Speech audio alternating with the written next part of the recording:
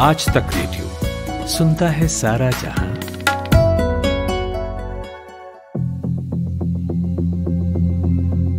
Aviation minister Hardeep Singh Puri का बयान आया है कि सरकार को हवाई अड्डे और एयरलाइंस नहीं चलाने चाहिए।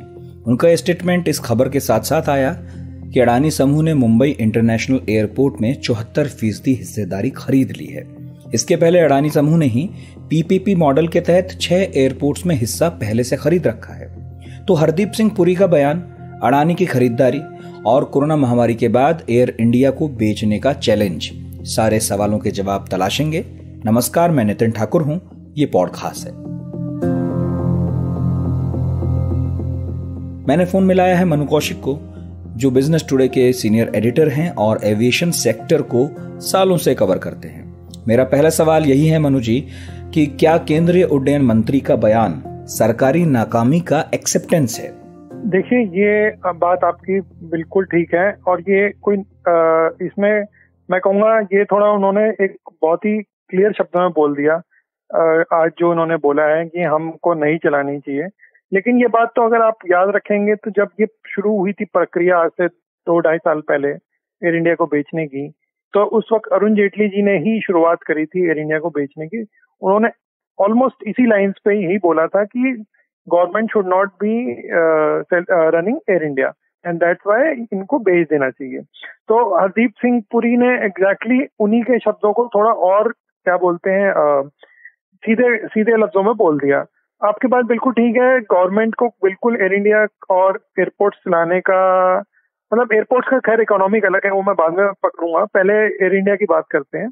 एयर इंडिया जो है वो एक तरीके का बर्डन बन चुका है सरकार के लिए, और ये ऐसा बर्डन है, एक ब्लैक होल बन गया है जिसमें पैसा डालते रहो और उसका कोई अता पता नहीं है कि वो कहाँ जा रहा है, कहाँ, मतलब वो एक इतना बड़ा ब्लैक होल बन गया है कि पैसा उसमें जाता है और वापस नहीं आता है। अब इसको सरकार भी जानती है कि ये जो है इससे पीछे छुड़ाना बहुत जरूरी है एयर इंडिया से। अब ये लोग क्या है, ग्राहक ढूंढ रहे हैं। 2 बार इन्होंने ढूंढने की कोशिश करी, पिछले साल इन्होंने ढूंढने की कोशिश करी और इस साल इन्होंने जो है अपना फिर से इन्होंने कोशिश करी। तो इस बार जो है इनकी जो टाइमिंग जो है उसको मैं कहूँगा बहुत ही गलत थी, क्योंकि एयर इंडिया के बिकने के चांसेस जो थे बहुत ज्यादा थे इस बार, क्योंकि इन्होंने डील को इतना अच्छा कर दिया था कि इन्होंने सारा डेट जो है, वो सारा तो नहीं कहूंगा बट काफी डेट जो है वो माफ कर दिया था नए बायर के लिए।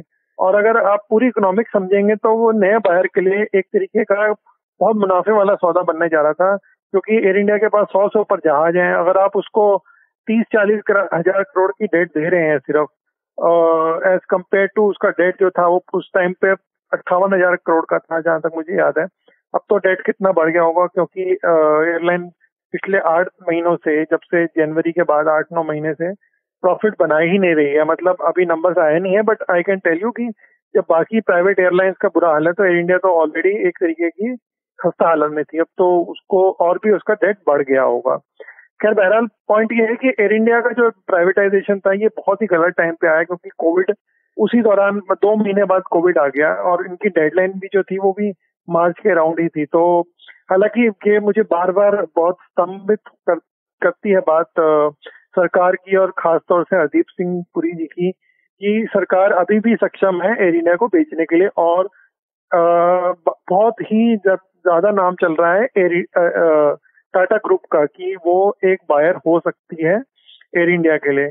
अभी इसे 2 चीजें दर्शाती हैं ये चीज। एक तो ये है कि टाटा ग्रुप को क्या इंटरेस्ट है एयर इंडिया में, ये उस टाइम पे जबकि पूरी एयरपोर्ट इकोनॉमिक्स जो है और एविएशन इकोनॉमिक्स जो है वो पूरी डगमगा गई है कोविड के बाद। खैर, ये हमको देखना होगा कि सरकार ने 3-4 चौथी बार जो है वो अपना डेडलाइन एक्सटेंड कर दिया है एयर इंडिया को बेचने का। भी टाटा ग्रुप या और कोई कंपनी है उसके पास अक्टूबर 30 तक का टाइम है देखने का। 30 अक्टूबर तक कोई भी बता सकता है कि हम खरीदने के इच्छुक हैं, वो तो है ही। हाँ। दूसरी बात यह है कि हरदीप सिंह पुरी ने एयरलाइंस के लिए कहा, वो तो ठीक है, हम लंबे वक्त से चर्चा सुनते रहे हैं। आज वो ये भी कह रहे हैं कि एयरपोर्ट भी नहीं चलाने चाहिए। तो देखिए, क्या इसको कैसे डिकोड करते हैं आप? देखिए, एयरपोर्ट्स तो 100 से ऊपर हैं इस देश में, सिविल एनक्लेव मिला के एयरपोर्ट अथॉरिटी ऑफ इंडिया के अंदर 100 से ऊपर एयरपोर्ट्स आते हैं। एयरपोर्ट अथॉरिटी ऑफ इंडिया एक प्रॉफिटेबल कंपनी है। उसका उसका प्रॉफिट जो है आप ले दे के 5 की 7 एयरपोर्ट से आता है। बाकी जितने भी 80-90 एयरपोर्ट हैं वो सब लॉस में है, सब छोटे एयरपोर्ट है, कोई भी प्रॉफिट नहीं कमाता। लेकिन जो बड़े एयरपोर्ट्स हैं वो ही इतना पैसा कमा देते हैं कि airport authority of India profit में आ जाती है। आज जो एक बहुत बड़ा डिसीजन आया एयरपोर्ट को लेके वो ये है कि अदानी ग्रुप ने जीवीके का स्टेक खरीद लिया है मुंबई एयरपोर्ट में। अदानी ग्रुप को आपको याद होगा पिछले साल इन्होंने 6 एयरपोर्ट बड़े एग्रेसिवली बिड किए थे। बाद में इन्होंने इस साल के मिड में जाके इन्होंने बोला था कि हमने खरीद तो लिए, लेकिन अभी हम हालत में नहीं है उन एयरपोर्ट्स को लेने की, क्योंकि एयरपोर्ट की पूरी जो सिचुएशन है वो पैसेंजर ट्रैफिक वो ही है। अभी मैं किसी से बात कर रहा था, आपसे बात करने से कुछ आधा घंटा पहले, तो मैंने उनसे एग्जैक्टली ये सवाल किया और वो मैं आपको बताना चाहूंगा कि वो इस ट्रांजैक्शन में इन्वॉल्व थे। वो काफी बड़ी एक कंसल्टेंसी सर्विस के हेड हैं और मैं उनका नाम नहीं ले सकता क्योंकि उन्होंने बताया मुझे कि मैं अनऑफिशियली बता रहा हूँ, बट उनका ये कहना है कि एयरपोर्ट की इकोनॉमिक्स है आज के टाइम पे वो बड़ी एयरपोर्ट के फेवर में हो गई है। स्मॉलर एयरपोर्ट जो है अभी प्रॉफिटेबल नहीं होंगे। तो अदानी ग्रुप ने जो पिछले साल 6 एयरपोर्ट की बिडिंग की थी और वो ले दे के वो उसके लिए बड़ा फायदे का सौदा नहीं रहा है, तभी इसने ये इंटरेस्ट दिखाया है बड़े एयरपोर्ट को खरीदने में। जहाँ सवाल एयरपोर्ट अथॉरिटी ऑफ इंडिया का, जो कि हम घूम के आते हैं हरदीप सिंह पुरी जी की बात पे। सरकार के पास 5 की 6 एयरपोर्ट हैं जो कि पैसा बढ़ाते हैं। अब ये लोग आपको याद होगा निर्मला सीतारमण जी ने बोला था अपने स्टिमुलस पैकेज में कि हम 3 राउंड की बिडिंग करेंगे, 18 एयरपोर्ट हैं ये लोग बिड करेंगे। 6 इन्होंने पिछले साल कर दिए थे अदानी को, 6 और 6 12 एयरपोर्ट और बिड होने। अब बहरहाल सवाल ये उठता है कि छोटे एयरपोर्ट जो हैं आज के टाइम पे वो कौन खरीदेगा जब एयरपोर्ट इकोनॉमिक आपके फेवर में नहीं है, जब एयरपोर्ट्स फायदेमंद का सौदा नहीं रहे प्राइवेट कंपनीज के लिए, तो ये खरीदेगा कौन? या तो इनको airport authority of India subsidy देगी इन प्राइवेट कंपनीज को, कुछ इनके लिए मतलब बेनिफिट पैदा करेगी आई वुड से कि वो लोग खरीदेंगे, बिड करेंगे इन एयरपोर्ट्स के लिए, वरना ये एयरपोर्ट जो है आज के टाइम पे फायदे के सौदे नहीं रहे हैं। तो ये कहना कि हम एयरपोर्ट्स नहीं रन कर सकते, करना चाहिए हमें, पुरी जी का ये कहना जो है ये कुछ हद तक ठीक भी है और कुछ हद तक ये है कि सरकार जो है उसको 80-90 एयरपोर्ट्स के जो है उसके कोई खरीदार नहीं होंगे क्योंकि वो प्रॉफिटेबल होंगे ही नहीं। आज की बात नहीं है, आके जाके भी हो सकता है कि वो प्रॉफिटेबल ना हो। तो कौन ऐसे एयरपोर्ट खरीदना चाहेगा जो कि जिनकी फाइनेंशियल वायबिलिटी या फाइनेंशियल प्रॉफिटेबिलिटी होगी ही नहीं फ्यूचर में भी जाकर। तो मनु जी ये कैसा सौदा है कि जो चीज मुनाफा दे रही है वो हम बेच दें और जो चीज घाटा दे रही है उसको हम चलाए रखेंगे, ये कैसा सौदा हुआ? अब देखिए ये तो सरकार से पूछना पड़ेगा। मैं भी बड़ा आज थोड़ा शौक था इस बात को लेके कि सरकार ने जो है ये मुंबई एयरपोर्ट का जो एग्रीमेंट हुआ था कैनेडियन पेंशन फंड और आपका ADIA के साथ, वो ऐसा एग्रीमेंट था कि उसको आप कैंसिल नहीं कर सकते थे। लेकिन आपने देखा कि क्या हुआ, आज जीवीके ने अपना स्टेक जो है वो अदानी को बेच दिया। अब ये पीछे का जो रहस्य ये हम आगे आने वाले दिनों में देखेंगे कि कैसे क्या हुआ कि जो डील कैंसिल नहीं कर सकते थे वो कैंसिल करके किसी नए बायर को आपने दिया। खैर इसके पीछे बहुत बड़ी एक अलग ही कुछ है सिनेरियो चल रहा है पीछे, वो हम देखेंगे आगे आने वाले। ठीक भी है अगर आप कहेंगे कि जो कमाऊ एयरपोर्ट है उनको प्राइवेट कंपनीज को दे देना, क्योंकि सरकार की अपनी लिमिटेशंस होती है। प्राइवेट कंपनीज जो होती हैं वो they are better in terms of extracting the maximum value. जैसे सरकार एक चीज पे 10 रुपए बनाती है तो प्राइवेट कंपनी उस पर 20-30-40 रुपए बना सकती है और सरकार को फायदा ही होगा क्योंकि उसको टैक्स रेवेन्यू मिलेगा और उसका जो शेयर होता है, जैसे कि मुंबई एयरपोर्ट है उसमें अभी भी एयरपोर्ट अथॉरिटी ऑफ इंडिया का 26% स्टेक है, जो अदानी जो लेगा वो 74% लेगा। तो अदानी अगर उसको बढ़ा पड़ता है आगे जाके तो वो 26% सरकार का स्टेक जो है उसकी वैल्यू भी बढ़ जाएगी। तो देखा जाए तो ये फायदे का ही सौदा है सरकार के लिए कि जो कमाऊ कंपनी है उसको बेच दो और आगे जो है वो बड़ी कंपनी जो है प्राइवेट कंपनी उसको और ग्रो करेगी और उससे रेवेन्यू जनरेट करेगी। इसमें कोई गलत बात नहीं है, लेकिन ये सवाल फिर घूम के वहीं आता है कि जो छोटे एयरपोर्ट हैं 70-80 एयरपोर्ट आपके, वो आपके प्रॉफिटेबल नहीं रहेंगे, उनको एयरपोर्ट अथॉरिटी ऑफ इंडिया को ही चलाना पड़ेगा क्योंकि उनकी या तो एयरपोर्ट अथॉरिटी ऑफ इंडिया किसी प्राइवेट कंपनी को बोल दे जी हम आपको इतनी सब्सिडी देंगे, आपको हमारे को फलाना टेंडर जो है वो सस्ते में दे देंगे, तब तो बात कुछ और है। देखो वो तो इक्वेशन है, वो समझना थोड़ा मुश्किल है आज के टाइम पे।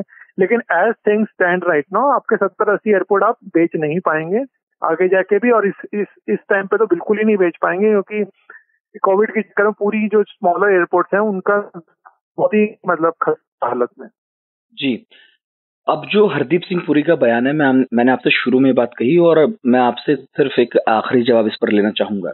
उन्होंने कहा कि एयरलाइंस नहीं चलानी चाहिए, ठीक है। उन्होंने कहा कि एयरपोर्ट भी नहीं चलाने चाहिए। अभी रेलवे का निजीकरण भी शुरू हो चुका है, अब ये भी निजीकरण की राह पर चल निकला है। जो परिवहन के साधन हैं हमारे देश के अंदर, एक शहर से दूसरे शहर में जाने के जो माध्यम हैं, वो सभी प्राइवेट हाथों में जा रहे हैं। इसका नुकसान कुछ देखते हैं या फायदा है? देखिए, एयरपोर्ट और एयरलाइंस और रेलवे का थोड़ा फर्क ये होता है कि रेलवे जो है वो आपके अपने देश में ही है, और रेलवे का नेटवर्क इतना बड़ा है कि सरकार बेचने आ जाएगी तो सालों लग जाएंगे प्राइवेटाइज करने में। तभी आपको याद होगा इन्होंने कुछ ही ट्रेन जो है वो प्राइवेटाइज या फिर सरकारी कंपनीज को देने का वो निर्णय किया है। सरकार के पास ले देके एक ही एयरलाइन है, एयर इंडिया, ठीक है। उसको बेचना ना बेचना उस पर पूरा निर्भर करता है कि सरकार एविएशन बिजनेस में रहेगी कि नहीं रहेगी। इंडियन रेलवे बहुत बड़ी एंटिटी है, बहुत सारी उसकी ट्रेन है, बहुत बड़ा नेटवर्क है। वीजावी अगर आप कंपेयर करेंगे एयर इंडिया जो कि एक इकलौती कंपनी है, उसको बेचना और रेलवे को बेचना आर टू डिफरेंट थिंग। तो पहले मैं ये क्लैरिफाई कर दूं। सेकंड थिंग मैं बोलूंगा इसका, मैं एयरलाइंस की बात करूंगा पर्टिकुलरली। देखिए, हमने पहले भी एक बार एक पॉडकास्ट में डिस्कस किया था, आपको याद होगा कि इसका एयर इंडिया जैसी कंपनी का स्ट्रेटेजिक रोल होता है। जो भी कंपनी होती है उसका एक बहुत सरकारी कंपनी होती है, स्ट्रेटेजिक रोल होता है, और एक जो है मुनाफा और फायदे का रोल होता है। तो सरकार ये मानती है कि हम पैसा नहीं कमा सकते एयर इंडिया से, लेकिन इसका एक स्ट्रेटेजिक रोल था जो मैंने आपको पहले भी शायद बताया था कि सरकार को एयर इंडिया का जो नेटवर्क है वो बहुत चीजों का एक्सेस देता है। एक फिर से एग्जांपल मैं दोहराऊंगा, चाइना जो है अफ्रीका में बहुत सारी एसेट्स खरीद रहा है, माइंस खरीद रहा है, बहुत सारी चीजें चाइना जो है अपना खरीद रहा था।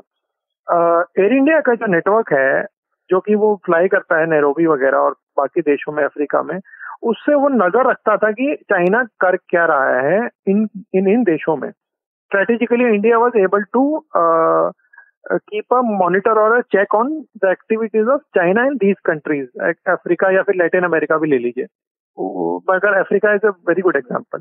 तो अगर सरकार एयर इंडिया को बेच देती है प्राइवेट कंपनी को, तो वो जो स्ट्रेटेजिक आपका एडवांटेज था वो आप खो देंगे, क्योंकि प्राइवेट कंपनीज आपके लिए ये जासूसी नहीं करेंगी या आपकी मॉनिटरिंग नहीं करेंगी। एयर इंडिया सरकारी कंपनी जब तक थी तब तक वो स्ट्रेटेजिक रोल प्ले करती थी, ये वाला। बिल्कुल। तो नुकसान तो है, देखिए स्ट्रेटेजिकली नुकसान होता है, और स्ट्रेटेजिकली जो डिसीजन होते हैं उनका कोई उनको आप पैसे में नहीं तोल सकते कि इसका इतना नुकसान है इतना फायदा है। उसका कोई मतलब इंटेंजिबल आपका वो है एसेट एक तरीके का। तो ये एक बहुत बड़ा जो मैं कहूँगा नुकसान है सरकार के लिए अगर वो प्राइवेटाइज करती है एयर इंडिया को। सरकार क्या अपनी नाकामयाबी को स्वीकार कर रही है, आपको ऐसा लगता है? हाँ, ये मतलब मैं बोल रहा हूँ, जब ये शुरुआत हुई थी प्रक्रिया की 2018 में, 17 के एंड में शायद 18 में, तब अरुण जेटली जी ने नहीं बोला था। मैं इसलिए कह रहा था क्योंकि ना तो आप चला पा रहे हो ना आप बेच पा रहे हो, तो फिर क्या मानूं मैं? कोई क्या मान? देखिए, अब तो ये फंस गए हैं क्योंकि ये पहले ही इनकी हालत इतनी खराब थी कि इनको पता था कि पता नहीं कोई आएगा कि नहीं आएगा। थोड़ा दबाव डालते शायद टाटा ग्रुप आ जाता, टाटा ग्रुप को भी तो उन्होंने डील भी अच्छी कर दी थी कि कोई बाहर आ जाए, लेकिन कोविड ने जो है क्या बोलते हैं उसको सारा प्लान पे। अभी भी एक उम्मीद है, कह रहे हैं कि टाटा ग्रुप आएगा। खैर मैं बहुत ही अभी भी I would be very surprise कि टाटा ग्रुप आज की तारीख में इसको खरीदता है, क्योंकि सारी एयर इंडिया की जो हालत है वो बहुत ही ज्यादा खराब है। टाटा ग्रुप अपनी एयरलाइंस को ढंग से चला पा रहा है। टाटा ग्रुप की एयर एशिया इंडिया शुरू से ही लॉस में है। अभी कल परसों की खबर है जो उसका जो विस्तारा है, जो कि मोस्ट प्रॉमिसिंग एयरलाइन जो है कहते हैं टाटा ग्रुप की, उसने उसका घाटा जो है वो 1800 करोड़ रुपए का हो गया, तो एक साल का। तो आप देखिए कि मतलब जो उनकी ऑलरेडी एग्जिस्टिंग एयरलाइंस हैं उनको नहीं चला पाए, तो एयर इंडिया तो इसको बहुत ही बड़ा, सही बात है, रिस्क है खरीदने में भी। बिल्कुल देखिए बहुत सारी चीजें होती हैं, इसमें एक बड़ा पहलू ये कि सरकार जो है वो दबाव डाल के शायद एयर इंडिया को बेच पाए। बहुत बहुत शुक्रिया मनु कौशिक जी इस लंबी बातचीत के लिए। अगर सरकारी एयरलाइंस बिक गई तो एक बार फिर से बात करेंगे, समझेंगे कि जो खरीदने वाला है अब वो इसे कैसे चलाने वाला है, कैसे रिस्ट्रक्चरिंग करेगा। और अभी मुझे लगता है कि जैसा हरदीप सिंह पुरी के बयान से संकेत मिल रहे हैं तो काफी कुछ देखना बाकी है, काफी कुछ बिकना शायद बाकी है। बहुत बहुत शुक्रिया मनु जी आपका, और आप सबका भी बहुत बहुत शुक्रिया जिन्होंने इस पॉडकास्ट को सुना। आप हमें Google podcast, Apple podcast, Spotify, tune in सभी जगहों पर सुन सकते हैं। कुछ भी कहना हो, चाहे इस पॉडकास्ट के बारे में, चाहे किसी और के बारे में, हमें radio@aajtak.com पर जरूर लिखें। मेरा नाम नितिन ठाकुर है, दीजिए इजाजत, नमस्कार।